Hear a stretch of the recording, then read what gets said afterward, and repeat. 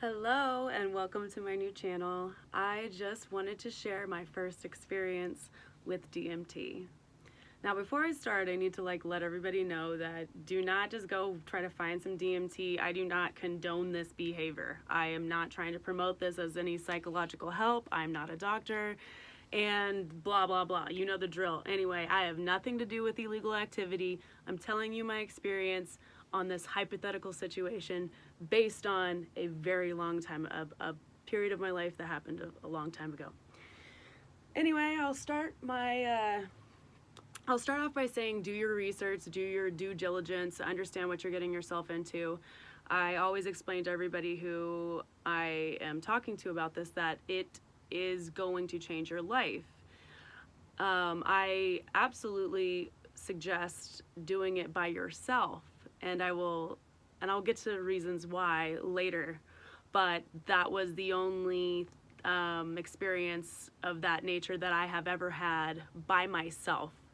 And it was after due diligence of a year of research. Anyway, I acquired some DMT, and I had decided to save it for a situation that I knew that I needed it in, which was Halloween Day of 2013. I decided, based on research, to clean my room and do it by myself and clean my room, make everything organized, feeling good. You're supposed to create a beautiful environment. Eat before you consume anything like this, because it is as if you have lived 1,000 years in 5-10 minutes. You just receive a lot of information, and your brain and your body receiving so much at one time is exhausting. So take care of your body, get hydrated. If you are planning on doing anything after this, you can get up and just go about your day, but I'm just letting you know that if it's a profound experience, you may not leave it with the desire to just get up and go do something. You want to just take the day, acknowledge it, be in its present moment, and just get the best experience you can from your whole entire day, because it will be a day that you remember for the rest of your life. This is not for the faint of heart. For people who are not ready, don't do it. But if you are, this is what happened to me. I consumed it. I'm not going to tell you how. And the first thing that happened was I sat back and looked around my room, and everything was the same. It looks the same almost, but everything had geometric details. Things were moving. It was very square and rectangular, very like this, and beautiful. Everything was 1,000 times more beautiful than in real life. And I looked at my shelf and knew that humans cared so much about making this shelf when it comes to humans being able to design and build, and you just get this in-depth look at a simple thing, but you see it for the entire journey it's been on, basically. The second thing that happened is I looked at my hands and I started cracking up, because I realized that this is not even what I look like. This is a rental. That's all I'm saying. It's a rental. Like, I am the Men in Black alien up here, just like, and I thought it was comical that this is what people think that I look like. And this is creepy. It's not what I look like. But anyway, I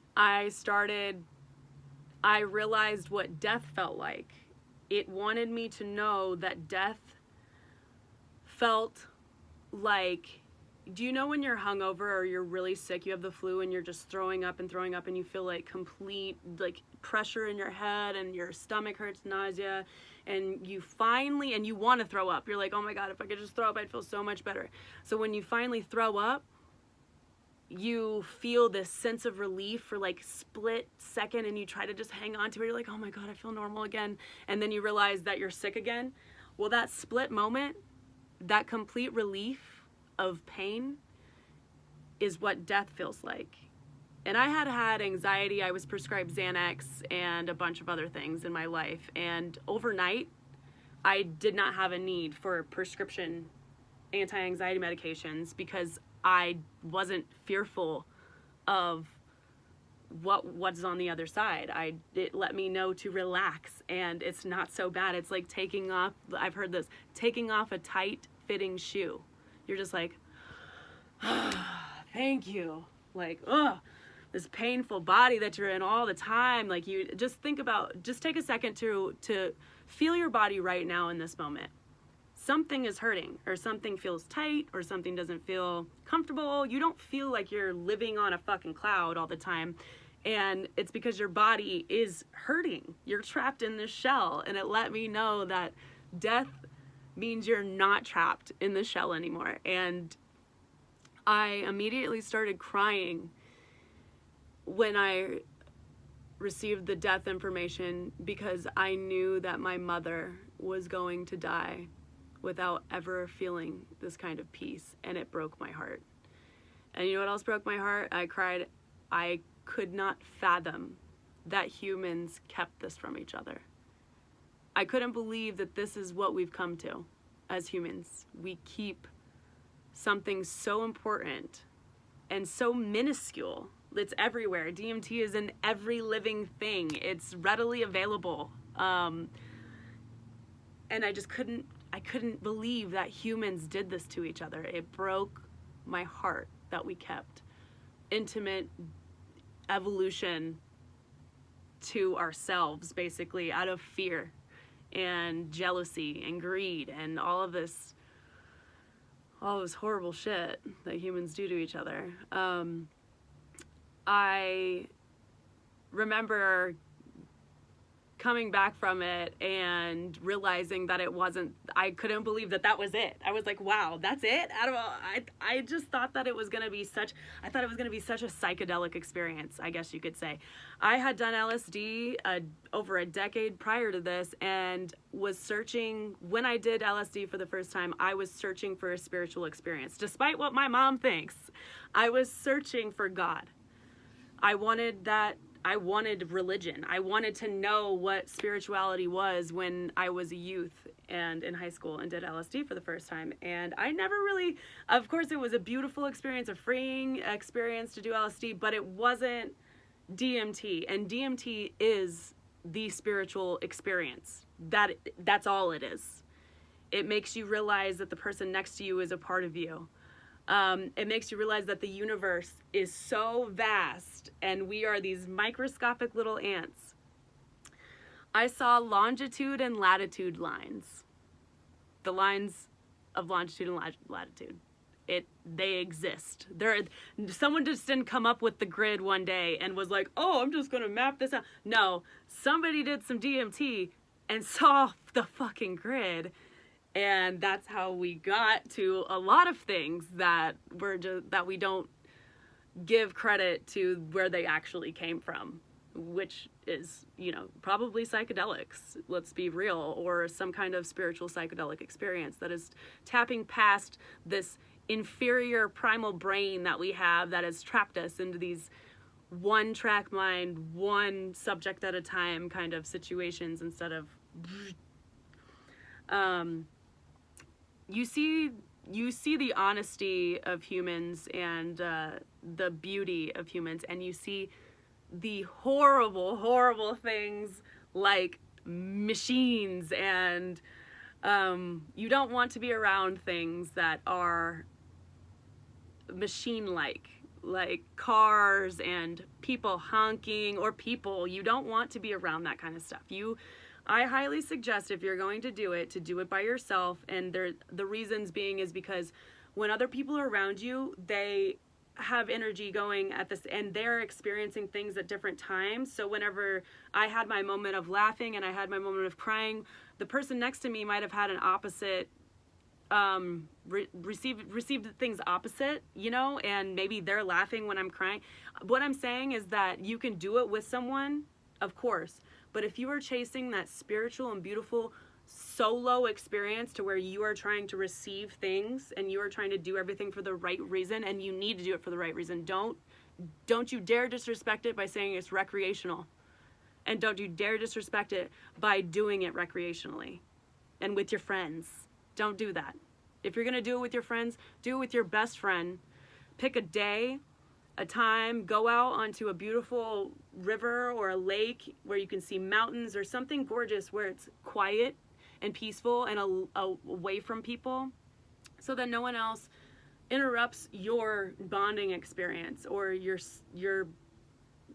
entire experience.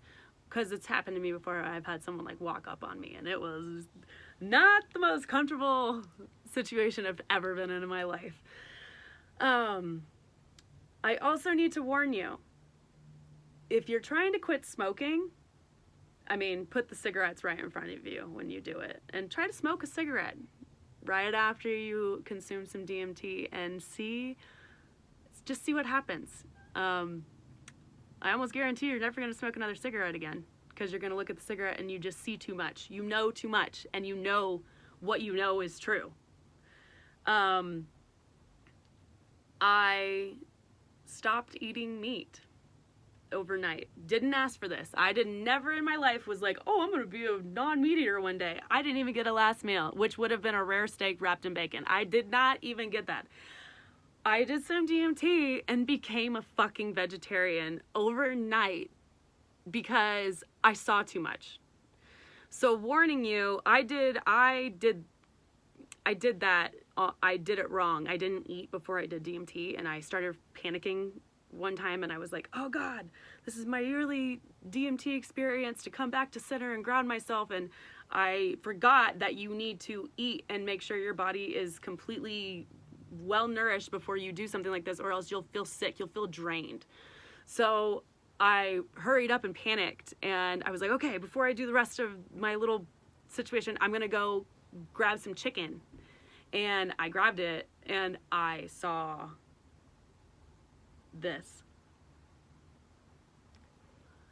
And then it dawned on me, all of this stuff. I was like, I don't know whether this particular chicken suffered. I don't know whether it was just killed inhumanely. I don't know if we were ever supposed to eat meat. I don't know what it meant. To this day, I still don't know. All I knew is that in this moment, me as a human was not supposed to be doing that. Maybe unless I was dying. I don't know. That's to be further explored. But it's been 5 years now, and I still have not ever eaten a land animal. I've done some sushi because I got in an accident and I didn't know how to supplement. But this is a different story. This is a different story completely. I just want to get you back to the DMT part. Respect it. Don't ever say, oh my God, DMT is my favorite drug. I love to like smoke. Just stop doing that kind of shit. Treat it like ayahuasca. If you're not ready for it mentally, if you're immature, don't even do it yet. You're gonna rob yourself of a beautiful experience because you're not ready yet. I had mine for a year before I did it, which was insane because I was scared. I didn't know what to expect. So take what you will, take what you won't from this.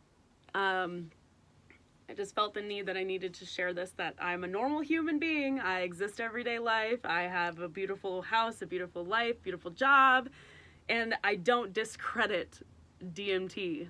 So, and all of the rich people around you probably won't either. I'm just letting you know that. They know a lot, and it's because they went balls to the wall and did some stuff, especially here in Denver. So, in Denver, we push for the respect of plant life, psychedelics, mind expansion, peace, love, happiness.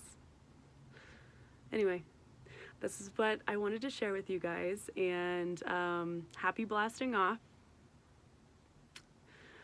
I feel the need to say namaste right now, so thank you for listening, and I hope you listen to my other videos about all of my other first or last or whatever times, and I hope that you gain some good, positive things from this, and I hope that you take this information seriously and don't do anything fucking stupid. Don't go drug searching. Don't buy things off the street. If it finds you, it finds you. Okay? And I don't know where it is, but It's everywhere.